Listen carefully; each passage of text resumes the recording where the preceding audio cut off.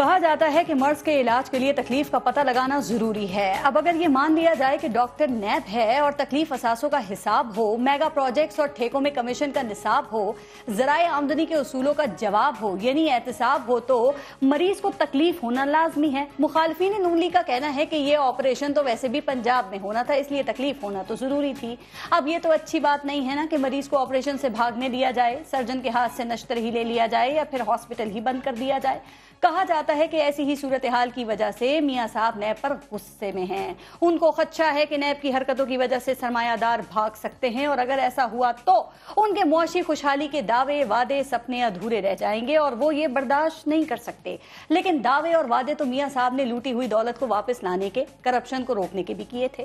سپنے تو بے رحم احتساب کے بھی دکھائے تھے، لیکن وہ انتخابی وعدے اور عوامی سپنے توڑ کر بھی میاں صاحب کو غصہ نہیں آیا۔ بہرحال اب دیکھنا یہ ہے کہ فائنل وارننگ پر نیب اپنے رنگ ڈھنگ درست کرتا ہے یا میاں صاحب کو زرداری صاحب کے تعاون سے اس کو صحیح راستے پر لانا ہوگا۔ لیکن دیکھنا یہ بھی ہے کہ کیا ان جمہوری قوتوں کو ایسے کرنے دیا جائے گا۔ یہ تو ہوا ایک معاملہ۔ دوسرا اہم معاملہ ہے ایم کیو ایم کا، جو شاید اپنے قائد الطاف حسین کے میڈیا بلیک آؤٹ کو ختم کرنے کے لیے ہر طرف سے مایوس ہو کر علامتی بھوک ہڑتال کر بیٹھی ہے اور تاریخی دھرنے کی نوید بھی دے رہی ہے۔ لیکن سوال یہ ہے کہ کیا اس طرح الطاف حسین کا میڈیا بین ختم ہو جائے گا، اور یا اس کے علاوہ بھی کوئی پلان ہے جس کے لیے کراچی کے لوگوں کو 15 دن کا راشن جمع کرنے کا کہا گیا ہے، اور کیا ایم کیو ایم کا کوئی بھی انتہائی قدم حکومت کے لیے قابل برداشت ہوگا؟